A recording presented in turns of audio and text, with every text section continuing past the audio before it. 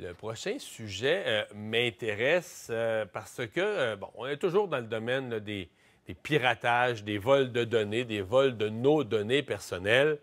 Et quand il y a eu, je prends l'exemple, vol de données chez Desjardins.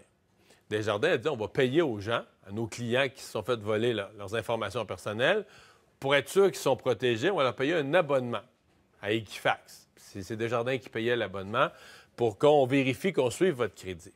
Et je me souviens à l'époque, on avait relayé ça, on avait tout expliqué ça dans nos émissions, puis vous m'écriviez pour dire hey, c'est quoi la garantie qu'on a ou la sécurité qu'on a qu'Equifax ne va pas se faire voler des données? Puis là, eux autres, ils ont beaucoup de données.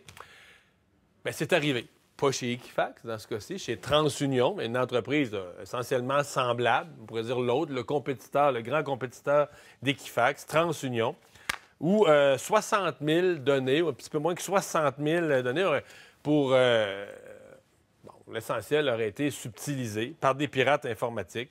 Bruno Guglielminetti, animateur du podcast L'Actualité numérique. Mon carnet est avec nous. Bonjour, Bruno. Bonjour, Mario. Oui. Donc, c'est pas, on se comprend, c'est pas 58 000 Québécois, c'est sur un large territoire. Non, exactement. C'est important de le dire. C'est 53 500 personnes à travers toute la clientèle qui est desservie par TransUnion et à travers toute la planète. Mais donc, on trouve là-dedans des Nord-Américains, des Européens, des gens de l'Amérique du Sud aussi. Mais c'est pour vous dire que même ce type d'endroit-là, qui normalement devrait être des voûtes de confidentialité, de sécurité, peut être victime justement de la visite d'un pirate informatique. Oui. Mais je l'exprimais là en introduction. Parce que c'est le genre d'entreprise auquel on réfère les gens pour se protéger lorsqu'ils ont été victimes eux-mêmes d'une fuite de données, là. Oui, et c'est sûr que c'est pas rassurant quand on le regarde de ce côté-là. De l'autre côté, par exemple, il faut dire que depuis les fameuses attaques dont tu faisais référence là, chez Desjardins, il y a eu des mécanismes qui ont été mis en place et aujourd'hui, les Québécois qui nous regardent peuvent contacter et Equifax et TransUnion pour s'assurer de geler, de barrer, de cadenasser toute demande de crédit sur leur compte ou à leur dossier. Et ça nous assure. Mais évidemment, il faut penser à aller décadenasser ça si on fait une demande de carte de crédit ou on demande un prêt là, à une banque. Mais donc, ça, c'est probablement la façon la plus sécuritaire. Non, mais Bruno, c'est compliqué. Donc, on peut rentrer sur leur site, cocher quelque chose pour verrouiller son compte de telle sorte qu'aucune demande de prêt va être acceptée. Puis si on fait une demande de prêt ou une demande de carte de crédit, il faut soi-même retourner, débarrer pour 24 heures ou 48 heures, puis le rebarrer après. Ce serait trop merveilleux s'il fallait juste aller cocher une coche. Il faut vraiment rentrer en contact avec eux et leur parler et leur demander de faire ça. Mais c'est possible. C'est lourd un peu, mais c'est possible.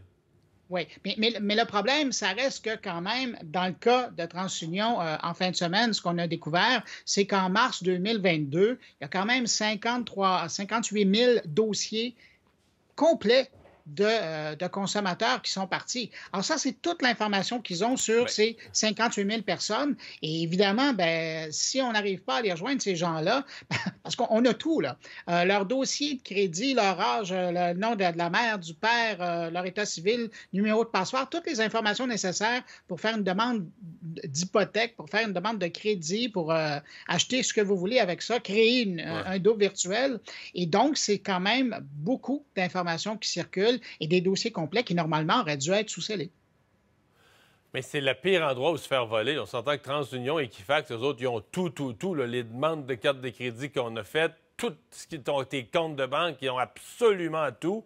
C'est une tragédie là, de découvrir que tu t'es fait voler ton identité là. C'est une vraie tragédie.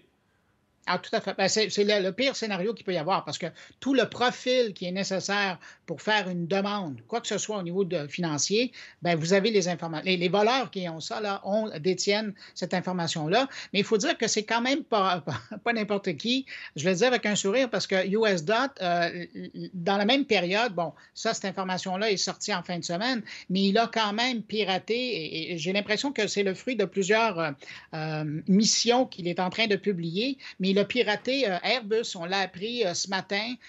3200 dossiers de fournisseurs chez Airbus maintenant sont en libre circulation à qui veut y accéder. Et puis, on apprenait il y a récemment, je pense, il y a quelques heures, qu'il avait aussi réussi à se faufiler dans les données de l'OTAN. Donc, c'est quelqu'un d'assez pointu là, dans le piratage informatique et on peut imaginer qu'il va être la cible de toutes les enquêtes, de tous les corps policiers à travers la planète parce que là, il est en train de montrer qu'il est vraiment puissant et capable de rentrer partout.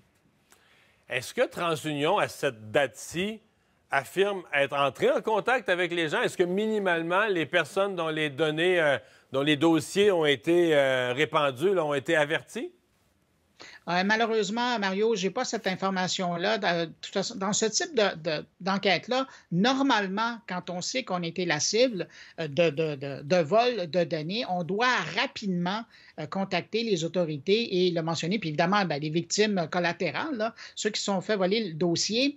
Dans ce cas présent, l'information est plutôt neuve. Là. Ça a été publié par la bande, par un compte de pirates de quelqu'un qui suit l'actualité de la piraterie informatique et qui a rendu public cette information-là. Alors là, on est encore dans les heures de réaction de l'entreprise, mais effectivement, on souhaite juste que ces 58 000 personnes-là, de par le monde, aient été contactées pour les aviser qu'ils sont à risque. Oui. Eh bien, on va surveiller, on va suivre tout ça. Bruno, on dit quoi? Parce que toujours, je sais déjà là, que les gens vont nous écrire. Les gens sont vraiment inquiets de ça, le piratage informatique. Puis ils disent qu'est-ce qu'on peut faire pour se protéger? C'est toujours la question que les gens disent, mais c'est de plus en plus gros, de plus en plus fréquent partout. Qu'est-ce qu'on peut faire pour minimiser les chances de se faire prendre? Ouais. Ce qui est embêtant là-dedans, c'est que nous, on peut prendre, puis je vais répondre en partie à ta question, c'est qu'on peut prendre tous les moyens qu'on veut, mais là, ce sont des joueurs clés du système financier qui se font voler à qui, normalement, est de leur ressort de la protection de nos données. Alors, on a beau faire tout ce qu'on veut. Pensons à ce qui s'est passé à l'époque avec Desjardins. C'est quand on fait confiance à Desjardins, on fait confiance à des banques avec qui on fait affaire. Et donc, on leur donne l'information nécessaire pour pouvoir utiliser leur service. C'est la même chose pour TransUnion. Donc, c'est important de ne pas mettre son information personnelle, financière et personnelle en général, n'importe où, être conscient de ça. Mais de l'autre côté, il y a un bout là, qui n'est plus entre nos mains. Et c'est là où c'est important de s'assurer que les gouvernements, parce que c'est eux, ultimement, qui contrôlent les balises là, dans lesquelles ils font leur opération, qu'eux aient la main et à quelque part soient très sévères quand il arrive quelque chose comme ça. Très apprécié, Bruno. Merci beaucoup d'avoir été là. Merci, Mario. Au revoir.